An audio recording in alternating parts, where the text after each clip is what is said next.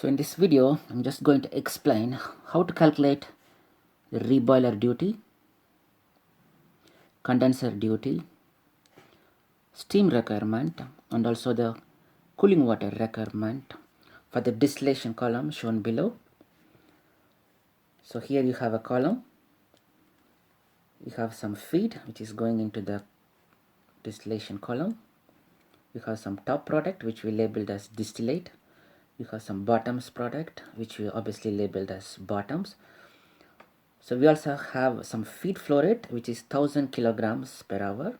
So that's the feed flow rate that enters the flow rate of the feed that enters the distillation column, and it contains two components. One is acetone, 10% acetone, and the remaining 90% is just water.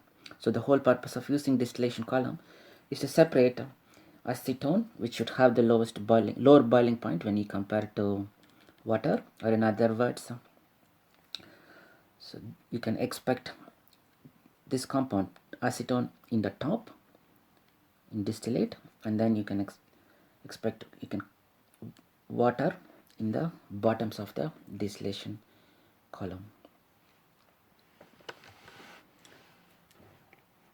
So this means acetone is highly volatile when you compare to water in the feed stream, and there are a few other conditions that we should satisfy.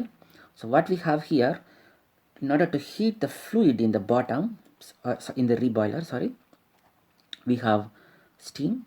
So we have steam which is available at 25 psig, or 274 kilonewtons per meter square absolute pressure.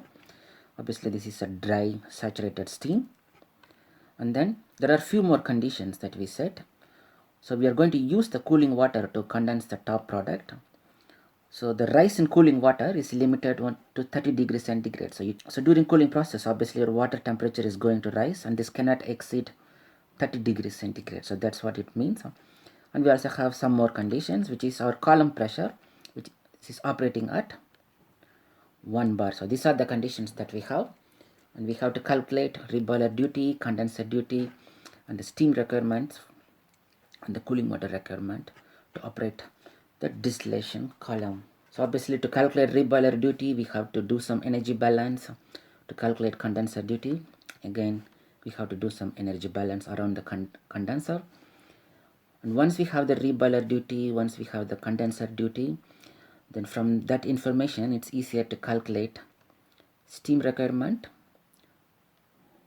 using the reboiler duty, and then from the condenser duty we can calculate the cooling water requirement. So I will show you how to do this. It's going to be a very long video because there are so many steps involved, approximately 25 to 30 different steps to get these four values which I showed here: reboiler duty, condenser duty, steam requirement, and cooling water requirements.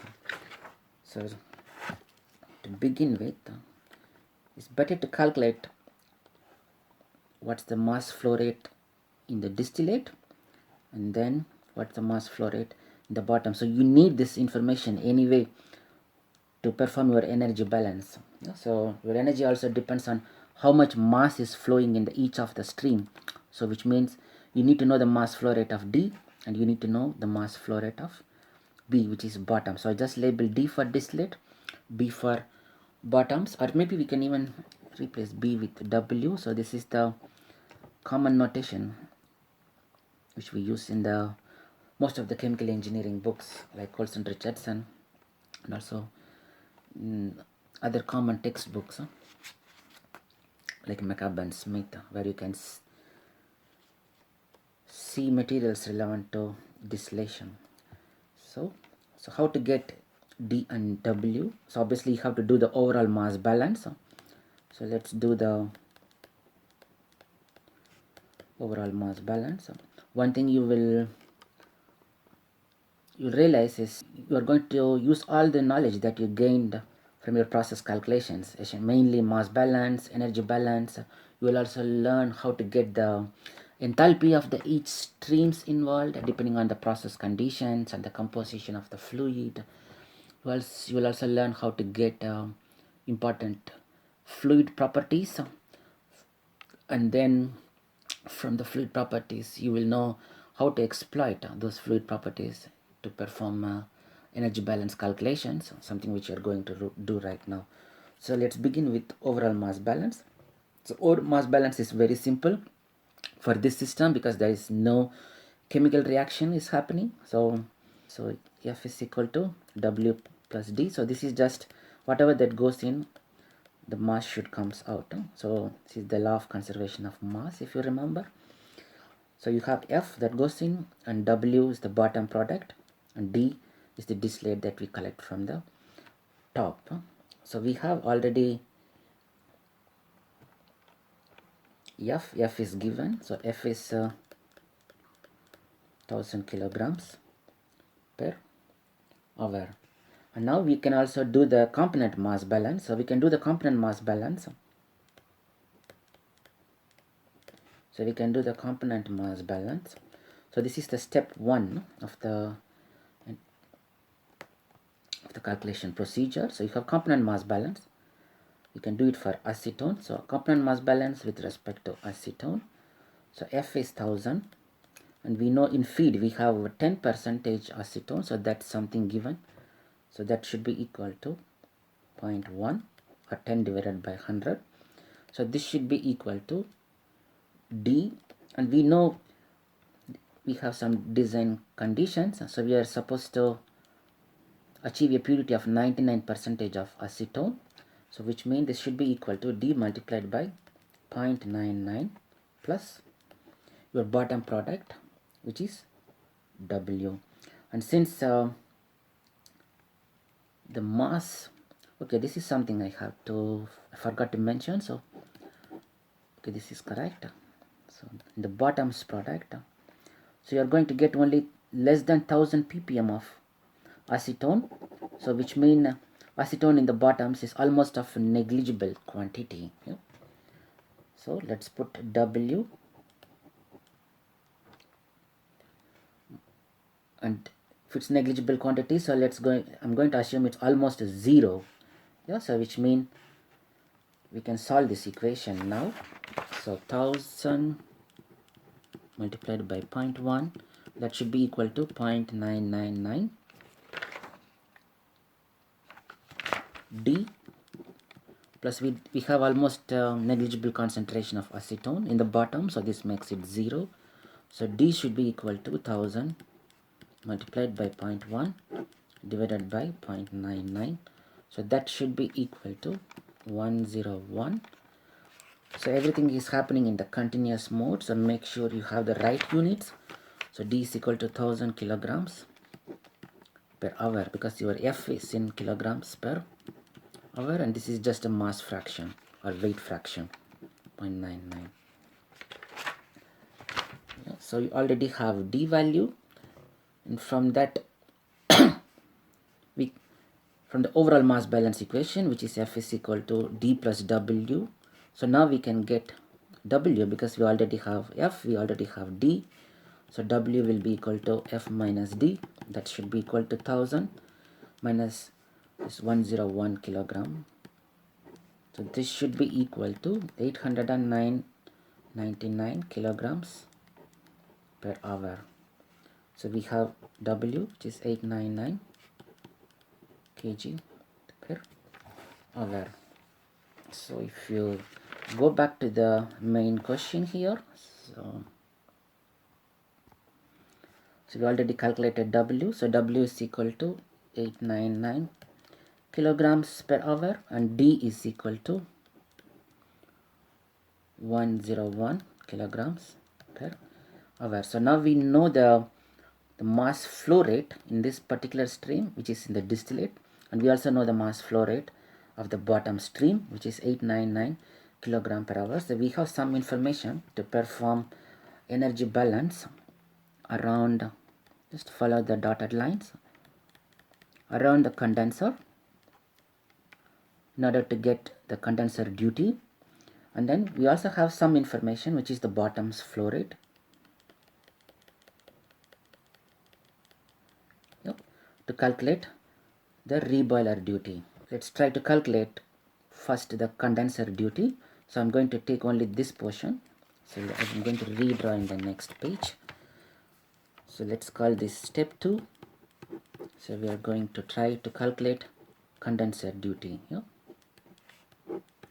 Condenser duty, and before that we need few more information. So one is your distillate temperature. So distillate temperature, this is at 25 degrees centigrade. So we are going to condense the component, which is acetone, at 25 degrees centigrade, and then the reboiler or the bottom's temperature, so that is at T is equal to 100 degrees centigrade. So we need this information in order to proceed with the energy balance calculation. So without this information we cannot do anything.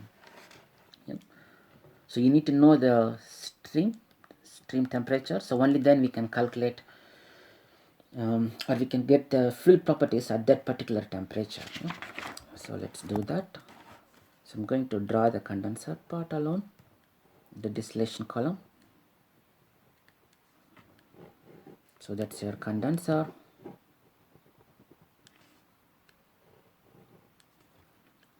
So that's your distillate, which is D. We know the value now, which is equal to 101 kilogram per hour, and then 99% acetone, and the temperature is at 25 degree centigrade and 1% of water. So that's what we have at the moment. So how do you perform the energy balance? So before trying to calculate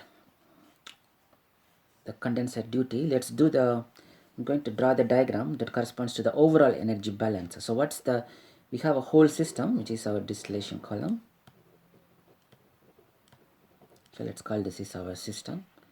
So we have some feed stream, we have some distillate stream, we have some bottom stream. So since we are talking in terms of energy balance, everything should be defined, instead of mass flow rate, everything should be defined in terms of enthalpy. So this is enthalpy of your feed stream. If it's a mass balance, we will be talking about the mass flow rate, since you're dealing with energy balance now. So I'm going to write the word energy balance here. So we need to define some term, because we are going to use these notations to perform the energy balance calculations. And then for the top product, which is your distillate, so the enthalpy of the distillate will be equal to H suffix D, and the enthalpy of the bottom product will be equal to H suffix W. And then we are condensing some hot stream, so which means you are going to remove some energy in order to put the temperature down. So something will go out here. So let's call this is the condenser duty, which is required to remove the heat in order to bring your distillate temperature to 25 degrees centigrade. And then we also need to supply some heat, some quantity of heat to the reboiler. So let's call the reboiler duty QW in order to raise the temperature of the fluid to 100 degrees centigrade. So obviously we are going to use steam in order to achieve these conditions. Yes, so let's write inputs. So these are for, don't forget we are doing the energy balance at the moment. So inputs and outputs. So inputs, what's going inside. One is your feed enthalpy plus heat input from the reboiler. So you have the reboiler in the bottom of the column. So heat input, the reboiler.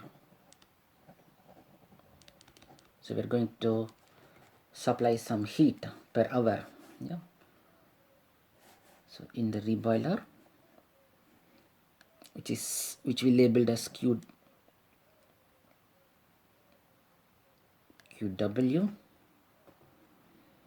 or maybe we can even use the common notation BQB. So B for boiler. And then outputs, again here we can change. So QW, you can change it to QB. So Q means boiler, C suffix C for condenser. So QB means boiler duty, Q suffix C means condenser duty. So outputs, we have a lot of streams. So we have distillate, so this is H suffix T, that's the enthalpy of the distillate stream, plus the enthalpy of the bottom stream obviously, plus we're also taking some heat from the condenser, so it should be equal to, so some heat removed in the condenser. So that's the only way you can cool the stream that exits the top of the distillation column. So heat removed in order to achieve the temperature of 25 degrees centigrade. So this should be, let's use the notation QC. There is something that you should remember is, so whatever this called HF, HD, HW, so they are sensible heat because there is no phase change in any of the streams. Yeah. Okay, when it comes to QB and QC, we are not sure. There may be some phase change involved, but this is something that we will discuss later. But for the moment, this HF, HD, HW, so there are no phase change happening in any of the stream. So the heat that corresponds to this stream, they are just, we call it sensible heat. So now we need to perform the energy balance calculations. So let's do it again. So for condenser, let's draw it. So this is QC. You have some product that comes out, D is equal to 101 kilogram per hour. Enthalpy of that stream is HT. And then we also have to label few more things. So you can expect vapor product from top of your column. So let's give it some notation. So it's called V. And then the enthalpy of that stream will be equal to H suffix V. And then here, after condensing, we are sending back some of the condensed fluid stream back to the column. So this will be pure liquid. So let's call it L. And then the enthalpy of this particular stream will be equal to HL. And then the enthalpy of the distillate stream should be equal to H suffix D. So what is this V? See, V is the vapor flow that exits the distillation column. So V is the vapor flow rate, all in kilograms per hour. L is the liquid flow rate, again in kilograms per hour, and D is obviously in kilograms per hour, and H is enthalpy.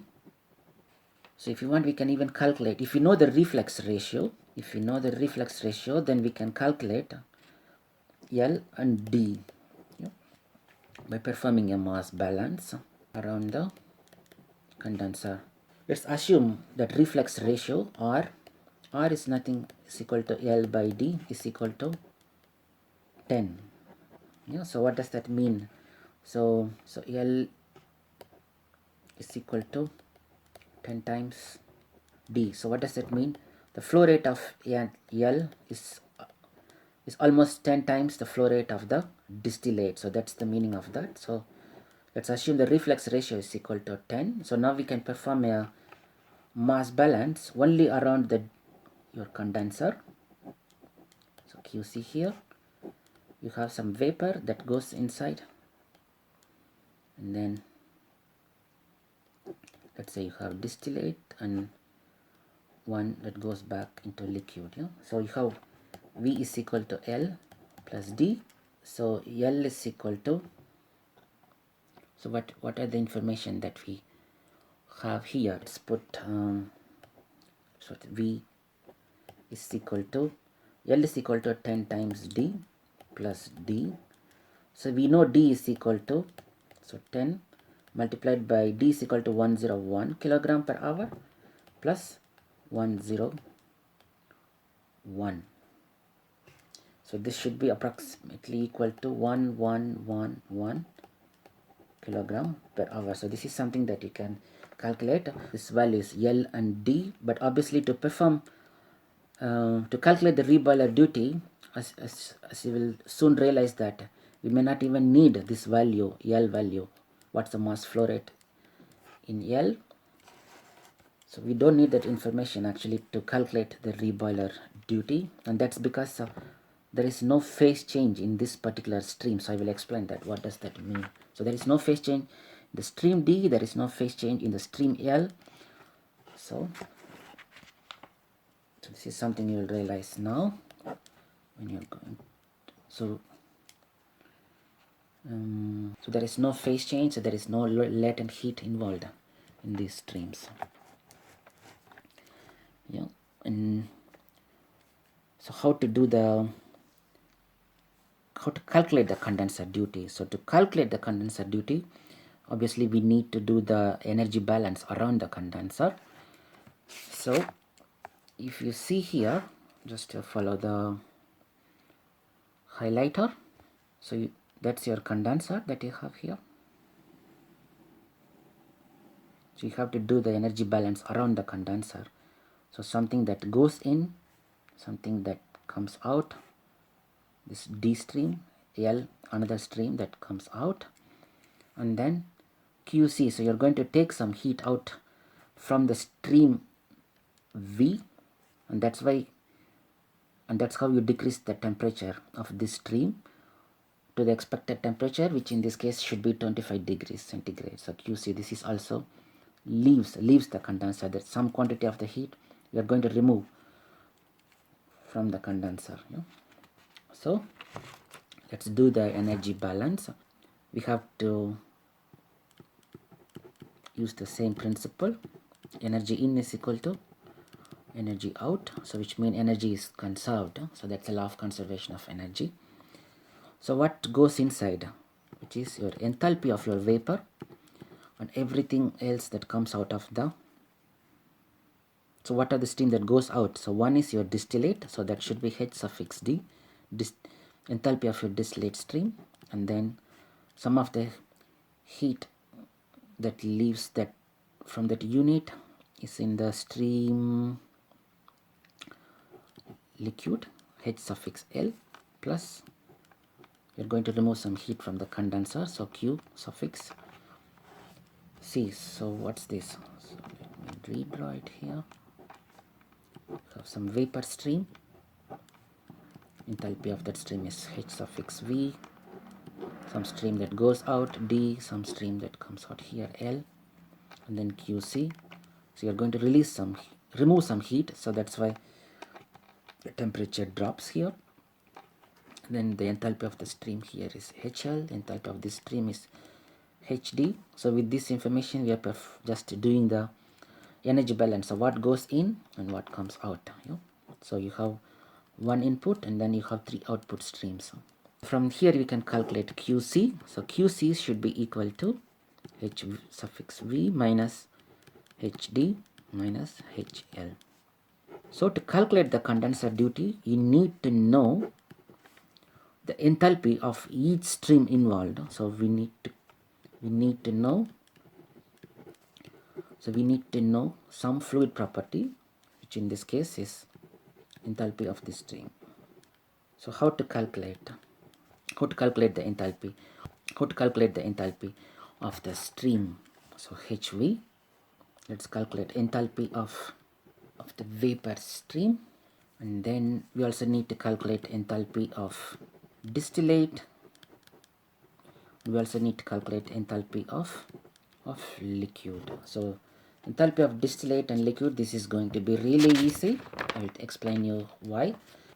And enthalpy of vapor, this is something that we need a bit of calculation. So enthalpy of vapor,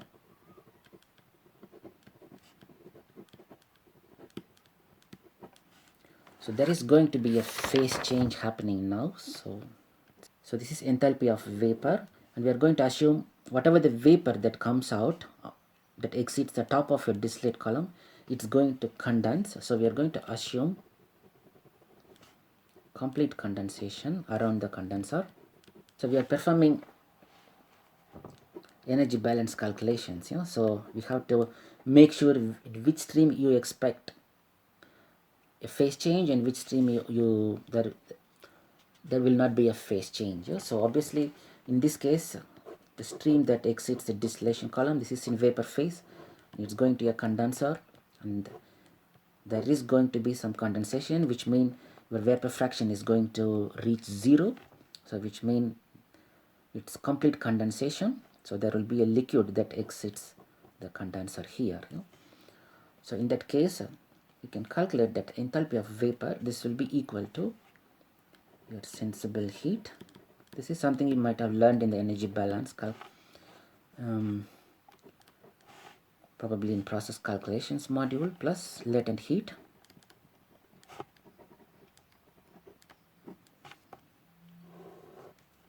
So how do you define sensible heat? So sensible heat, this is something you must have, you should know. So this should be equal to mcp delta T.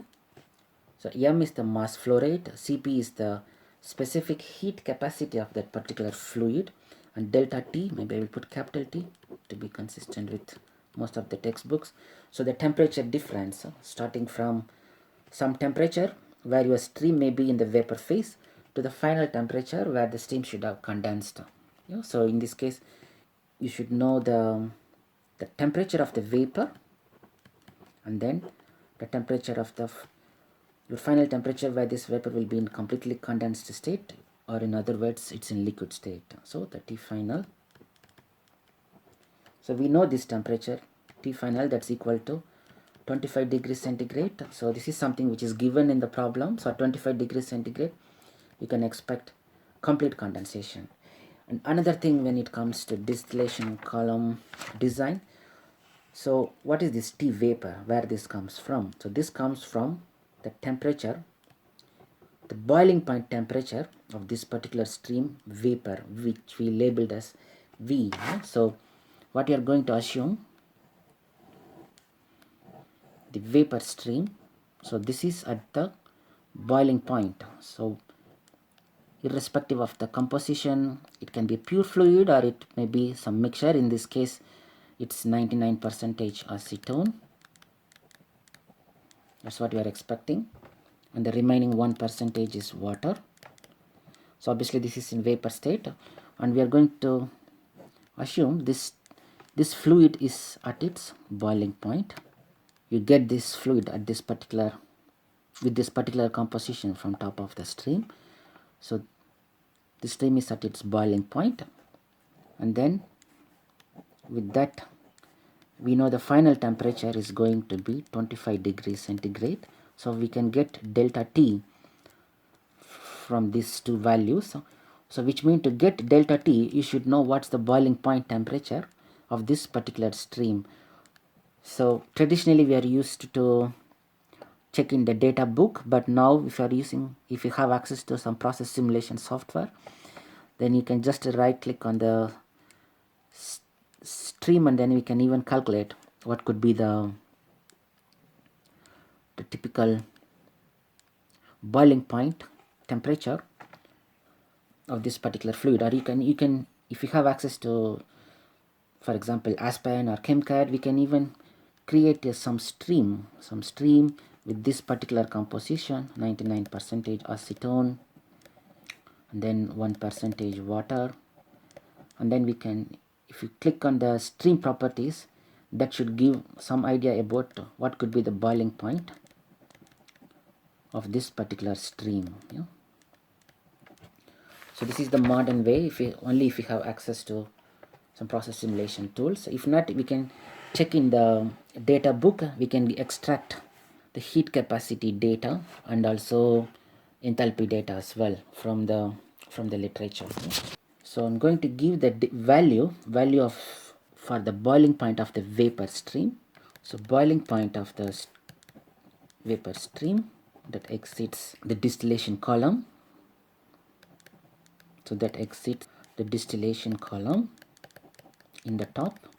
So which means this is the stream that contains 99% acetone / water. So this is equal to 56.5 degrees centigrade. So that's the boiling point. So I'm going to call BP, just for convenience, of the vapor stream. So this information typically we get from the using some process simulation software, HYSYS, ChemCAD, or we can get from vapor liquid equilibrium data. So if we have access to some process simulation software, it makes our life really easy. So you have this boiling point temperature, which is 56.5 degrees centigrade, and then we know the final temperature, which is 25 degrees centigrade. From that we can calculate the sensible heat part. The sensible heat, this should be equal to m multiplied by Cp multiplied by delta T. So m is given by, so m of that stream we calculated already. V is equal to, where we calculated, so if we go back, we calculated already, V is equal to 111 kg per hour. So that should be equal to 1111 kilogram per hour multiplied by Cp of that particular fluid multiplied by delta T, which is 56.5 degrees centigrade minus 25 degrees centigrade. So that's the boiling point of the vapor stream. So that's the temperature where you can expect full condensation or complete condensation. So this should give the sensible heat. And if you see here, still we need Cp. So it is nothing but, this is a fluid property, specific heat capacity of that particular fluid. So in this case, that particular fluid is what? So this particular fluid is 99% acetone. So we need to know the heat capacity of the 99% acetone. So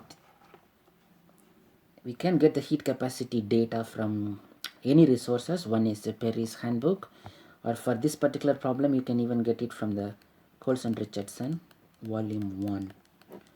So typically for acetone, the heat capacity of acetone from 25 degrees centigrade to 35 degrees centigrade is 2.2 kilojoules per kilogram dot Kelvin. Change. So this is a specific heat for acetone, and you also need the specific heat capacity of water. So that's the capacity of the fluid to exchange heat per kg per Kelvin. So that's the meaning of the specific heat. So for water, from 25 degrees centigrade to 100 degrees centigrade is only 4.2 kilojoule per kg per Kelvin. So this is a very famous number, you should know by heart. You shouldn't go for the data book, at least for water. So we have the specific heat capacity, so let's call Cp. For acetone is 22 kilojoules per kg dot Kelvin, and for water 4.2 kilojoules per kg dot Kelvin. So since we have a fluid mixture, so we have some stream that contains 99% acetone. So since it's almost negligible quantity of water, we are just going to assume everything is going to be acetone. And what we are going to do, the heat capacity of the stream that contains only 1% of the water is equal to the heat capacity of just pure acetone. We are just going to assume the contribution from water is negligible, so which means the stream heat capacity should be equal to 2.2 kilojoules per kg. So what we are assuming is the heat capacity of this particular stream Cp is equal to 2.2 kilojoule per kg dot Kelvin.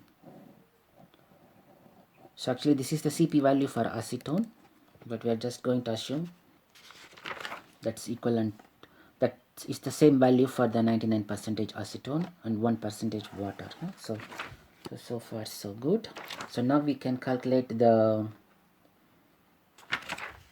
Q, sensible heat, mCp delta T. So m is the vapor flow rate, Cp is the specific heat capacity of that fluid, and then delta T we already know what's that. So V here is 111 kilogram per hour multiplied by Cp value is 2.2 kilojoules per kg Kelvin multiplied by your T. Okay, T can be in Kelvin or degree centigrade because we are subtracting these values. So delta T is the boiling point of the vapor stream minus the final temperature where this vapor stream is expected to fully condense, which is 25 degree centigrade. Yeah? So calculate this value. Let me use the calculator. So this is something that you can calculate. This should give something in terms of so kilogram will get cancelled. So you will, and Kelvin you have here, so Kelvin will get cancelled. So you will get some heat flow in terms of kilojoules per hour.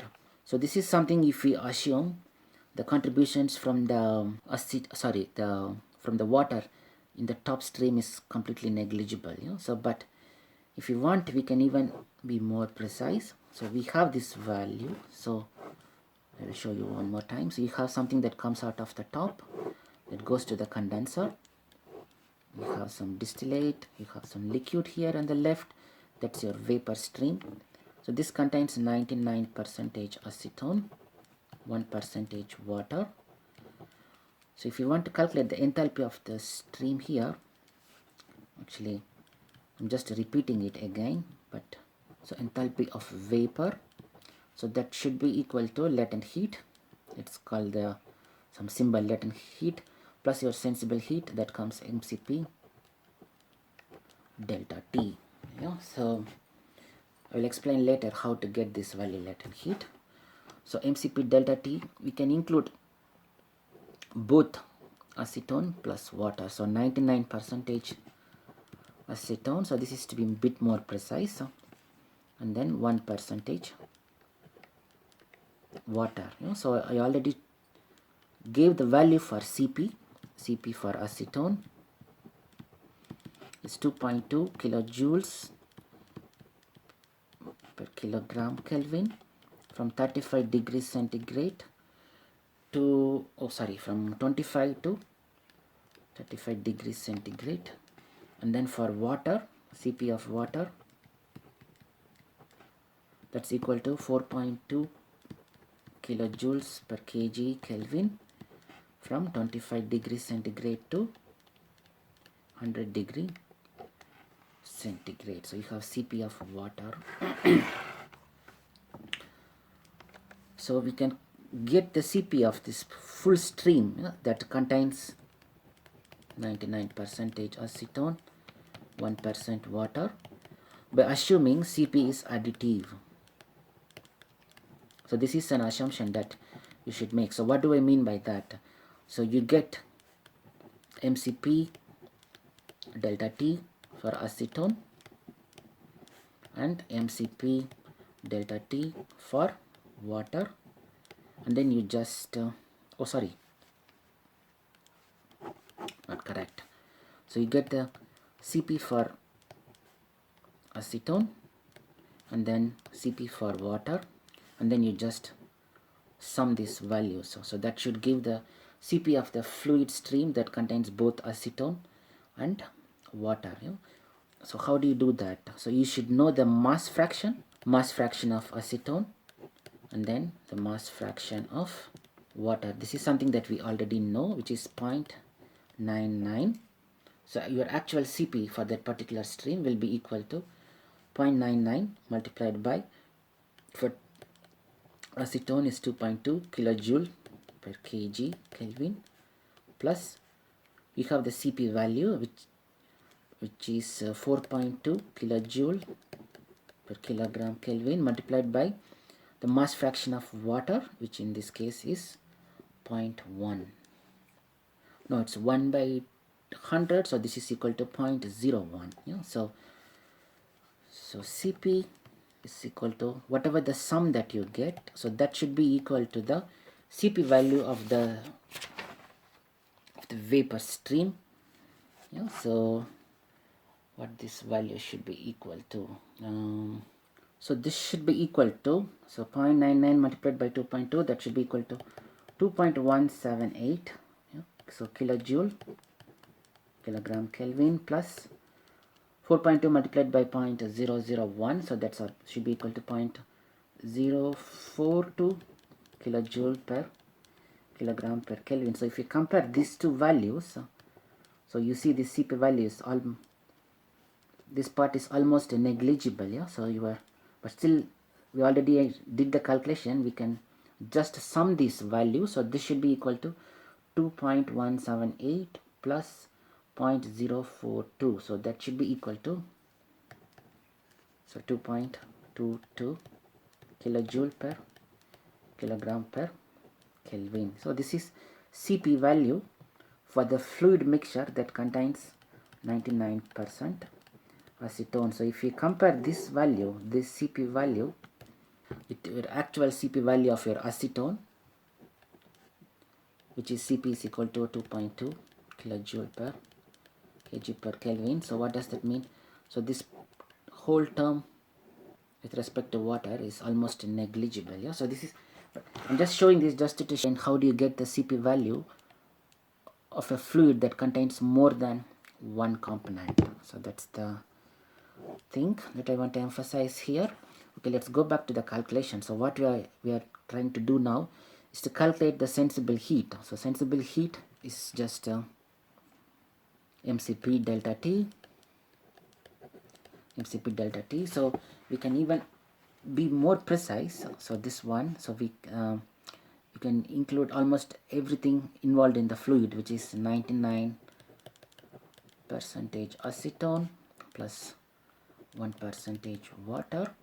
So we can try to do it. So we know that mass is equal to 1111 kilogram per hour.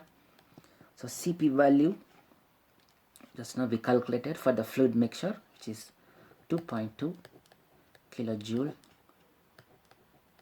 per kilogram per Kelvin multiplied by delta T of the whole stream. So delta T is the boiling point of the vapor stream, which is 56.5 minus the condensation temperature. So this is the temperature we can expect complete condensation, 25 degrees centigrade. So this can be in Kelvin or it can be in degrees, because when you subtract, the difference is going to be the same. So whatever the value that we are going to get now, so that should contribute the sensible heat part in the enthalpy of the stream. So this is something you can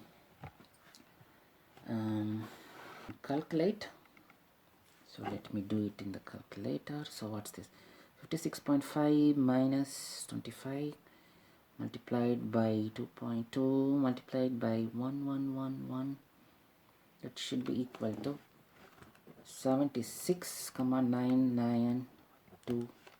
so Kelvin get cancelled, kilogram get cancelled, so this should be in kilojoules per hour. So that's, anyway, this is the quantity of the heat which is flowing, not the temperature. Yeah? So 76,992 kilojoules per hour. So now we have to calculate the enthalpy of the vapor stream, HV, so which is equal to latent heat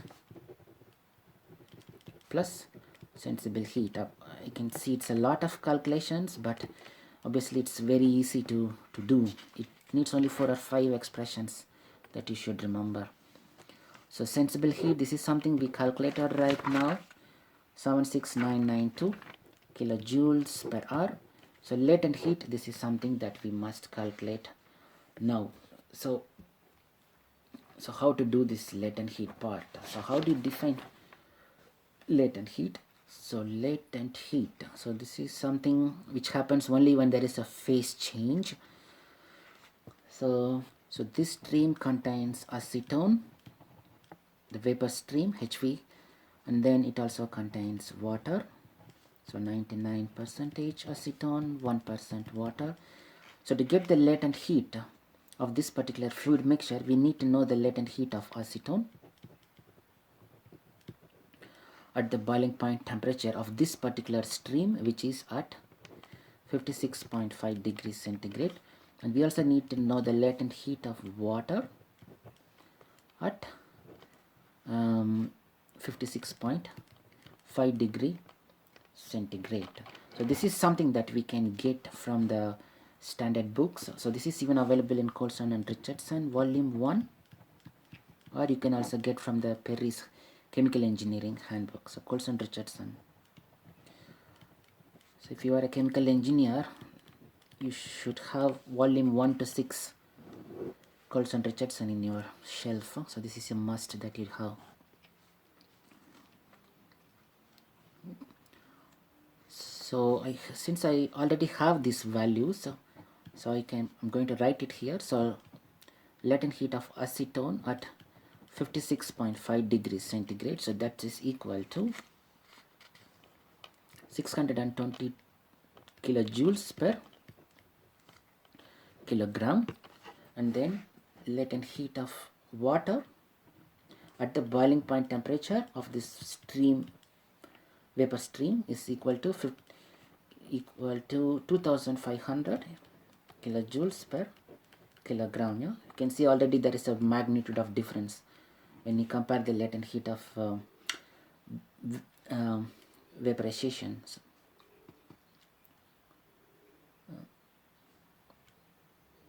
Latent heat of acetone with the latent heat of water. Yeah? So there is almost a magnitude difference, 620 versus 2500 kilojoules per kilogram. So again, since we are dealing with a fluid stream which contains two components, we can assume latent heat is additive again. Is additive. And just for your information, so we can get this latent heat from the standard handbook, or if you have a process simulation software again like Aspen or HYSYS, you can just create a simple stream and just load acetone, and then another stream you just load water. Yep. And then put some random mass flow rate in both, and then if you click on the stream and then if you ask the stream to give the latent heat, then you have to right click on the stream and you can ask for the stream properties. So maybe put a flow rate of 1 kilogram per hour, and here 1 kilogram per hour, and then you ask the latent heat stream. So that should give something kilojoules per kg, kilojoules per kg. So that's one way to get the latent heat of a pure acetone and pure water, or alternatively you can load a stream and you can add both components at the right composition. So 99% acetone, 1% water, and then set the flow rate to the some number 1 kg per hour. And then if you right click the stream and if you ask for the latent heat, it will give you some value in terms of kilojoules per kilogram. Make sure you have the right units, kilojoules per kilogram. Yeah. So it should be a normalized value, kilojoules per gram, normalized with respect to mass of that fluid. Yeah, kilojoules per kilogram. So that's something you need to know. So I'm going to do the old traditional way. So we have some value from the handbook. So latent heat of acetone at 56.5 degrees centigrade is 620 kilojoules per kilogram, and latent heat of water at 56.5 degrees centigrade is 2500 kilojoules per kilogram.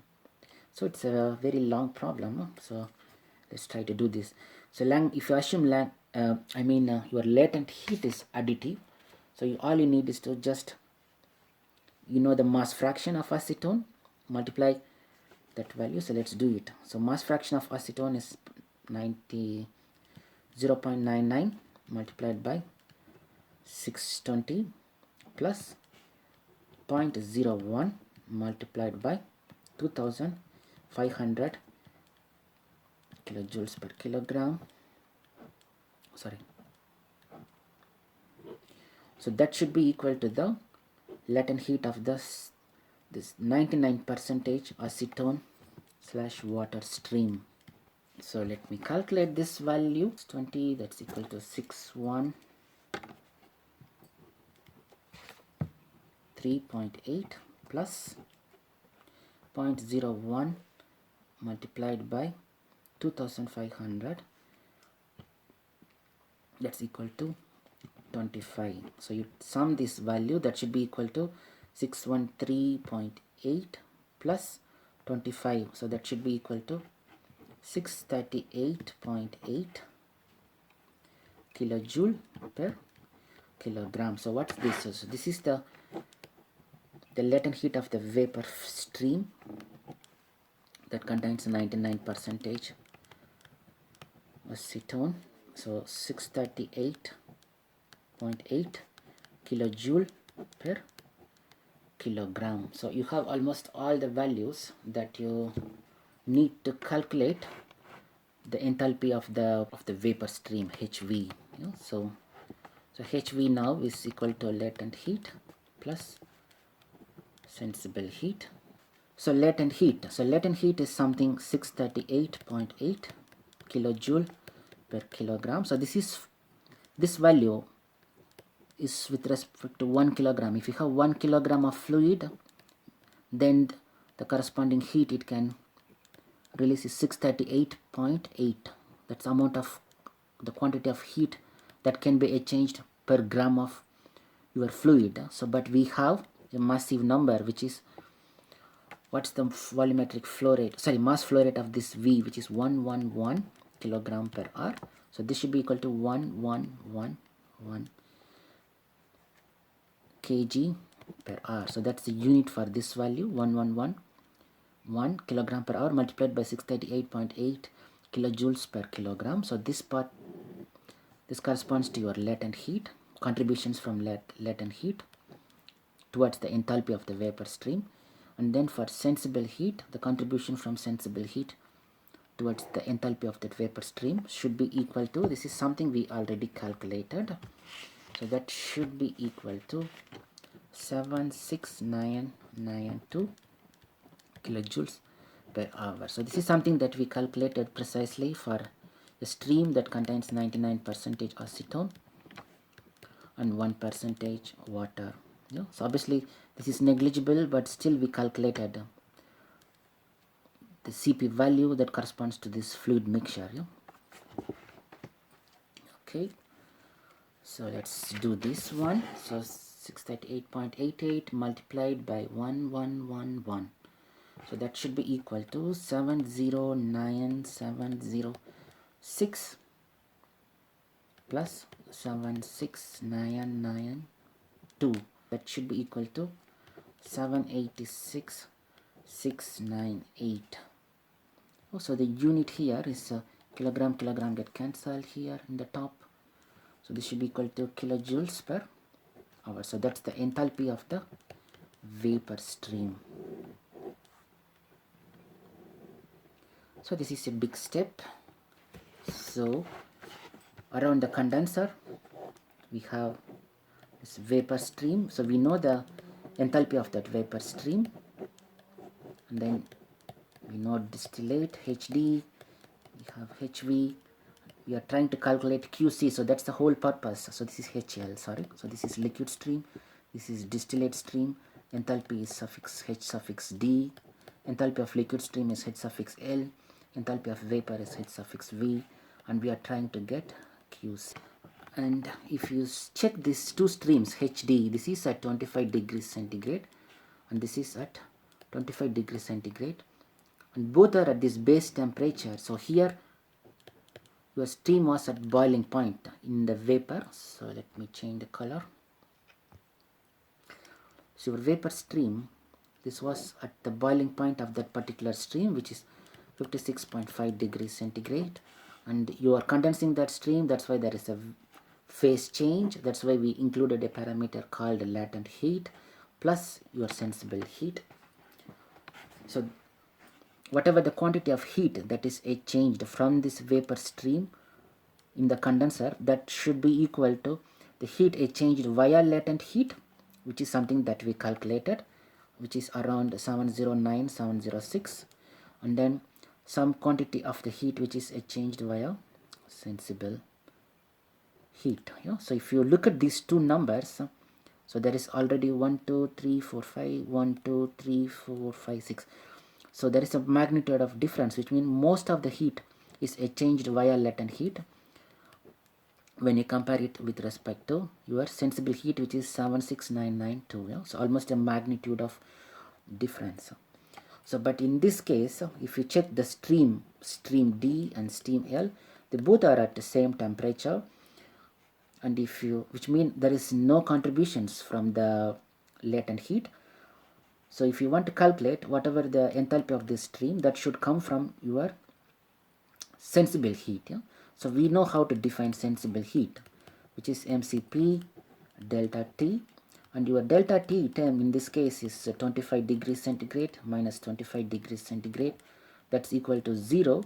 So which means HL and HD, which both are at base temperature of 25 degrees centigrade. Yeah? So HL equal to HD, both are at base temperature, their base temperature is at 25, which means the delta T, that should be equal to 0 degrees centigrade. So which means HL and HD both should be equal to 0. So now you redraw the, let's do the energy balance again with whatever the information that we have and whatever the information that we calculated.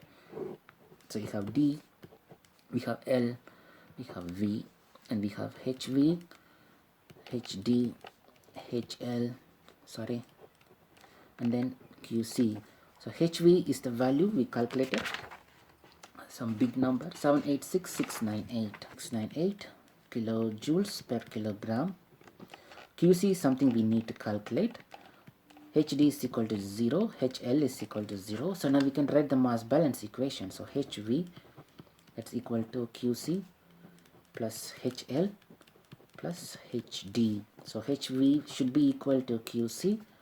So that should be equal to 786,698 kilojoule per kilogram. So that's the something related to your condenser duty. 786,698 kilojoules per kilogram. So that's the amount of the quantity of the heat exchanged per kilogram of the fluid that exceeds the distillation column. Yeah? So this is per kg. Don't forget the, oh sorry, this is not, it shouldn't be in kg, something is not correct. Okay, yeah, you go back here. So I know what's the mistake. So kg get cancelled, so this unit is in kilojoules per hour, kilojoules per hour. So everything was okay until this point. So this, okay, sorry, this is in kilojoules per hour, because this is in kilojoules per hour, so that's my mistake. So for HV we calculated 786,698 kilojoules per hour, so that is equal to your condenser duty now. And if you remember this, just to recollect, so this comes from latent heat, so amount of heat exchanged through latent heat, and then amount of quantity of heat exchanged via sensible heat. So and there was a magnitude of difference we said, so this is something we calculated, 709,706, and then 76992. Yeah. So all are in kilojoules per hour, kilojoules per hour. I think we almost solved maybe 70% of the problem, I think. So now we have to calculate, the next big step is to calculate the reboiler duty. If we know our condenser duty, then we can easily calculate the reboiler duty QB by making a full energy balance for the whole system. So let's draw the entire column. So you have a full distillation column, you have some feed, and the enthalpy of that particular feed stream is HF, and then you have some stream that exceeds the top of the column, we call it as a vapor stream, and then the corresponding enthalpy is HV, and then obviously some heat is removed at the condenser, and then you have a distillate stream, corresponding enthalpy is H suffix D, you have a liquid stream, corresponding is HL, and then you're going to supply some heat in the reboiler.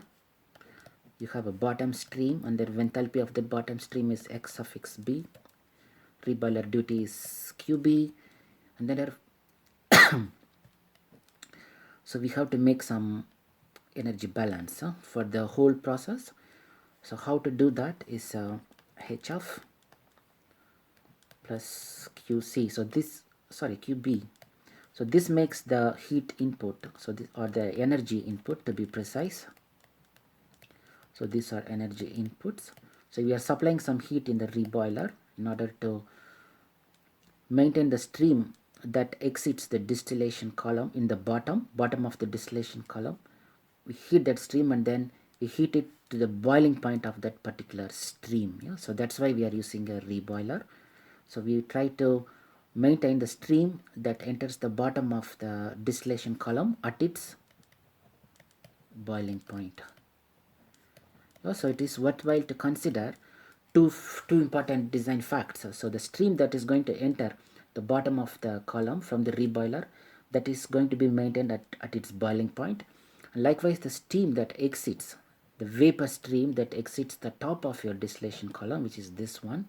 So this part and this particular stream, so that's going to be maintained at its boiling point.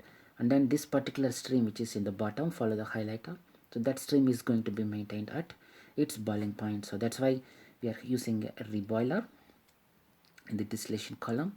And these two assumptions will save your life, especially when you're going to design distillation columns. It's not even assumption, these are some actual experimental facts. So the stream that exits the distillation column is at its boiling point, and the stream that enters the bottom of your distillation column is at its boiling point. So now we can do the energy balance. So I already showed you what's energy that goes into this system. So that's enthalpy of your feed stream plus something your QB that comes from your reboiler. That's equal to all the stream that leaves the column. So we take a good amount of heat, good quantity of the heat from the condenser, which is QC, plus the enthalpy of your distillate stream, plus the enthalpy of your bottom stream, which is H suffix W. So we'll use the common term. So bottom is W and the corresponding enthalpy is H suffix W. Yeah. So how to get this HF? Before calculating that, make sure that so all the feed streams, you have three material streams. So one is feed, another one is distillate, another one is your bottom, and then you have obviously a column where you can expect two different phases are involved in this column. And in the stream there are no phase change, so they are maintained at some particular vapor fraction or liquid fraction. The phase change is actually happening in the reboiler side, and then the phase change is happening probably in your condenser side. Yeah? So in the condenser you will be moving from vapor to liquid. In the reboiler side you will be moving from liquid to vapor. So these are the two zones where you can expect a phase change. Okay, anyway, let's continue with our calculations. So QC, okay, this is something we already calculated. We know HD, this is equal to 0. HW, this is something we have to calculate. And HF, this is something we have to calculate. QB, we are going to calculate now. Yeah? So as I said, there is no phase change happening in the streams. So this is something that you should know. So which means the quantity of the heat or the enthalpy of this particular stream will be contributed only from by the sensible heat. So with respect to your base temperature, and the base temperature for the distillation column is typically the temperature of the distillate stream. In this case it's 25 degree centigrade. So that's the base temperature with respect to the base temperature, which is 25 degrees centigrade. So HF we have to calculate. So as I said, the heat is exchanged via the sensible heat from the feed stream. So let's so HF will be equal to, again, the same formula, mcp delta T. So there is no latent heat involved because there is no phase change. So Q equal to mcp delta T, contributions from the sensible heat, which is mcp delta T, sorry. So mass of the stream that we know, which is 1000 kilogram per hour. Cp we have to calculate, or we have to estimate the fluid properties from a appropriate table, or you can use a process simulation software, multiplied by delta T, which is your 35 degrees centigrade minus your base temperature, which is 25 degrees centigrade. So how to get this Cp value? So your feed stream, if you remember, it contains 10% acetone and 90% of water. So we already know that I think I said to you before, your CP value for acetone is 2.2 kilojoules per kg, and CP value, so CP of pure acetone is 2.2 kilojoules per kg Kelvin, and the CP of pure water is 4.2 kilojoules per kg Kelvin. So we can assume again CP, so we have to calculate the CP of the fluid stream, so 90% water, 10% acetone. So we can assume CP is additive, so which means CP is equal to 0.1 multiplied by the CP of your acetone is 2.2 kilojoule per kg Kelvin plus 0.9 multiplied by 4.2 kilojoule per kg per Kelvin. So this is something that you can calculate. So this should be equivalent to 4 kilojoule per kg per Kelvin. So that's the CP of the fluid mixture that contains 90% of water and the remaining is acetone. So either you can calculate this way, or you can even use process simulation software, add a stream, fix the mass flow rate to 1000 kg per hour, and then we can add a mass fraction of water is equal to 90 or 0.9, sorry, and then acetone is 0.1, and then if you right click the stream and then check for the heat capacity, you may get some values, something similar to this one. CP is equal to 4 kilojoule per kg per Kelvin. Yeah? So this is something you can check. And then in the bottoms, since we are calculating CP, we can also get the CP of the bottoms. So bottoms mostly contains water and only trace amount around 100 ppm of acetone. So what we are going to assume is CP of the bottom is equal to CP of the water. So which means CP should be equal to CP of the bottom stream should be equal to 4.2 kilojoule per kg Kelvin. So I think now we have all the data that we need to get the reboiler duty. So if you go back to this expression, so just follow the pen. So we are going to calculate HF, we are going to calculate HW. We know HD is 0, we know QC, so from there we can calculate QB. So let's calculate HF. So HF is equal to MCP delta T, mass is 1000 multiplied by CP, we just now we calculated 4 kilojoule per kg Kelvin.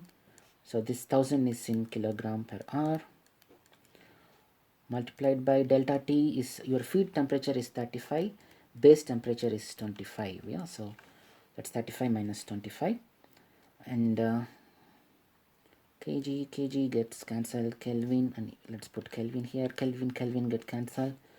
So you get HF something like quantity of heat flowing per hour. So this is something you will get around 40,000 kilojoule per hour. So that's the quantity of the heat exchanged, the feed to the top of the column, yeah, which is and then we need to calculate HW.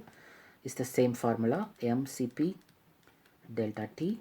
So we already calculated the bottom flow rate, M, which is equal to 899 kilogram per hour, multiplied by CP, which is 4.2 kilojoule per kilogram dot Kelvin, multiplied by 100 minus base temperature, which is 25 degrees centigrade.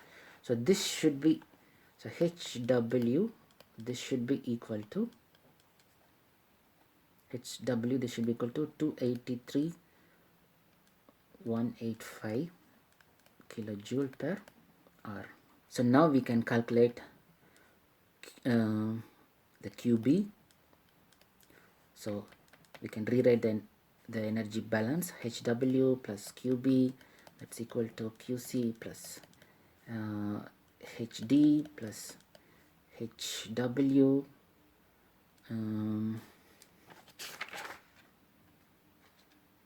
QC, no, that's correct. So HW is 283,185 plus QB. QC is we calculated some time ago. QC is some big number. What is that? 786,698 plus HD is 0. HW we calculated right now 283,185. Okay, I think this is HF. Sorry, so this is HF. So HF is 40,000 kilojoules per hour. Yeah? So all are in kilojoules per hour. So your QB should be in kilojoules per hour. So if you solve it, you will get a QB value of 102. Let me calculate it. 1029883 kilojoule per hour. Yeah? So this is approximately equal to 286.1 kilowatts. So we calculated our QB value and we also calculated our QC value. So if you don't know how to convert kilojoule per hour to kilowatts, so just remember these numbers. So 1000 kilojoule per hour, that's equal to 0.2777, yeah, or maybe 8 kilowatts. So therefore 1029883 kilojoule per hour should be equal to how much? So 1029883 multiplied by 0.2778 divided by 1000. Yeah? So that should give 286.1 kilowatts. So we have QB 1029883 kilojoule per hour. So we have QC, which is equal to 786698 kilojoule per hour. So we have boiler duty, we have reboiler duty, we have condenser duty. So from which we can calculate the steam required in order to exchange this amount of heat, and then the cooling water required in order to exchange this amount of heat, which is 786698 kilojoules per hour. So let's calculate that. So what I'm going to write, so let's calculate the steam requirements first. So what's happening when you are using a steam? So let's say you have some shell and then you have some tubes, and your steam is on the shell side, and then your process fluid is on the tube side. So what is happening is you are heating your process fluid, and since your process fluid is coming at low temperature, so it's going to condense your steam, and that's how you are going to exchange the heat. So the heat is exchanged via latent heat from the steam to the process side of to the process fluid which is in the tube. So which means doing this exchange of latent heat, your steam is going to get condensed. So obviously there is going to, you can expect some phase change on the outside the tubes. So which means the quantity of heat which is exchanged is due to latent heat. So we have to know the latent heat of the steam in order to calculate the steam requirement. So let's check the latent heat of the steam. So latent heat of the steam at, we know the pressure of the steam, which is 274 kilonewtons per meter square. So steam at this pressure, the latent heat of the steam, that should be equal to, so 2174 kilojoule per kilogram. So if you don't know how to get, you can get this value from Coulson-Richardson volume 1. Maybe I can make a separate video on how to get the data from the standard textbooks, maybe Perry's, Coulson-Richardson volume 1, and there are a few other textbooks which are available and useful for chemical engineers. So latent heat of steam at this particular pressure is equal to 2174 kilojoules per kilogram. So what it means, so per kg of this steam will exchange 2174 kilojoules. So but what we have here in the boiler duty, what we have is 1029,884 kilojoules per hour. So 1 kg, okay, let me write this one, kg versus kilojoule. So this is the from the latent heat of the steam. So 1 kg it changes 2174 kilojoules. Yeah, that's the quantity of the heat it flows per kg of steam. So if you have 1029,884 kilojoules of steam, so how much, what could be the kilogram of the steam that you need? So x, so x will be equal to 1029,884 divided by 2174, that should be equal to 473.7 kilogram. So what it means, since heat is flowing, since QB is in kilojoules per hour, so this will be equivalent to kilograms per hour. So we need to maintain 473.7 kilogram of per hour of steam in order to exchange this much amount of heat, 1029,884 kilojoules of heat per hour. So that's the meaning of that. So the steam requirement is, equal to 470, maybe approximately 474. I'm going to put 473.7 kilograms per hour of steam. So that's the steam requirement. Similarly, we can calculate on the condenser side water requirement, so cooling water requirement, and we know that condenser duty is equal to 698 kilojoules per hour. So what it means is, so you have some process fluid entering, and then you have some cooling water that goes out, and then what it means is, so every hour you are exchanging this amount of heat, 786,698 kilojoules per hour, and then we are going to use some cold water. That's our utility that we have, and the must condition is, so we don't know what the inlet temperature is, but we know the temperature difference between the inlet and outlet. So this is some conditions that we have. The temperature rise with respect to your inlet temperature and the outlet temperature cannot exceed 30 degrees centigrade, which means delta T is approximately 30 degrees centigrade. This is on the cold water side. Yeah, so your cold water in and the cold water out, the temperature difference cannot exceed 30 degrees centigrade. And since there is no phase change, because water is going to be maintained at its in liquid state, so this QC can be related to the sensible heat. So QC, all this heat exchanged, that should be exchanged only via sensible heat, and there is no latent heat involved. Yeah. So on the condenser side, on the condenser side, I mean on the cold water fluid side, so that should be equal to mass of your cold water flow rate, MCP delta T, that's correct. Mass flow rate of the water multiplied by the heat capacity multiplied by the delta T. So we have QC value 786,698. That should be equal to M multiplied by 4.2 kilojoules per kilogram Kelvin multiplied by delta T. This is 30, again Kelvin. So there is only rise temperature of 30. Delta T is already given. So from there we can calculate mass flow rate, which should be equal to 78698 divided by 4.2 multiplied by delta T, which is 30.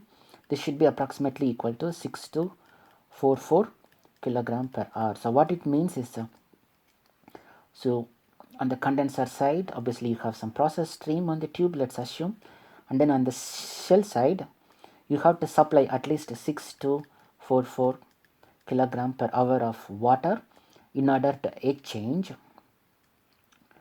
in order to remove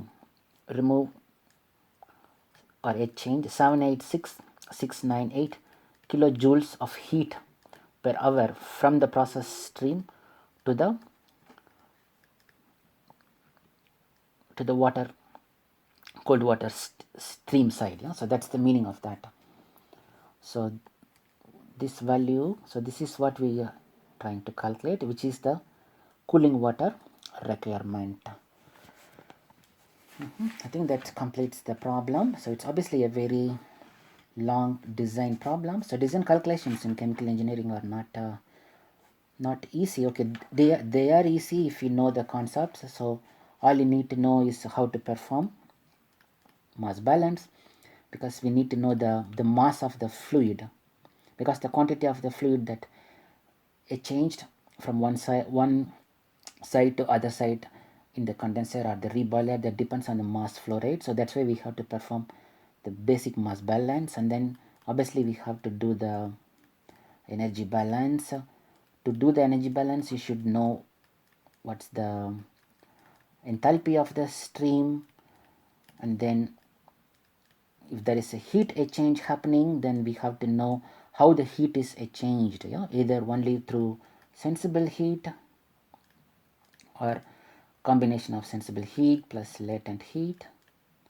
And then we also learned that the contribution from latent heat is really massive when you compare to sensible heat whenever there is a phase change. This is at least for the system that we studied, which involves steam and cooling water.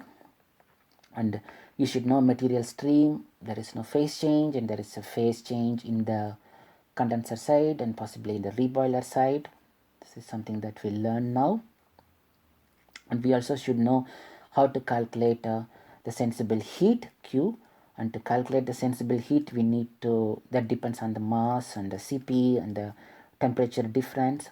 So for this we need to know the mass flow rate again. So that's why we perform sometimes some mass balance calculations, or we have to perform some mass balance calculations. And to get the sensible heat, obviously we need the heat capacity. Either we take it from the data book, or we can calculate direct, or we can obtain from the process simulation softwares. Or and then we also learned how to get the Cp value for a fluid mixture that contains more than one component, in this case acetone and water. And you also learned how to get the latent heat of a stream that contains more than one component, in this case acetone and water. So all we are assuming is Cp is additive, lambda, which is your latent heat, is additive. And then we also learned about the basic units. This is something you might have learned in other modules, but we also learned what could be the unit of Cp, which is kilojoules per kg per Kelvin. Delta T, it can be degree centigrade or Kelvin, and then temperature, and then your enthalpy, which is in kilojoules per hour, and then your condenser duty, which is again, this is some quantity of the heat which is flowing, yeah? So which means it should be something with respect to time, again kilojoules per hour. And there is some quantity of heat which is you are removing from condenser, which is again in kilojoules per hour. And you are some heat you are supplying in the reboiler per unit time. So that's why you have again units of energy per unit time, which is kilojoules per hour. So that's all the thing we learned. So if you know how to do mass balance, basic energy balance, how to get the enthalpy of the stream, how do you define the enthalpy of the stream depending on what's happening in that particular stream, either there is a phase change or no phase change. And if you know to get the fluid properties like Cp, and if you know how to use the data book to get a latent heat, then you can get latent heat of the pure component. From there you can get the latent heat of the fluid mixture that contains more than one component, and from there you can make an energy balance to get condenser duty. From condenser duty you can perform an overall energy balance to get the reboiler duty, and that solves your problem. Yeah? So that's all for the moment. Thanks for listening.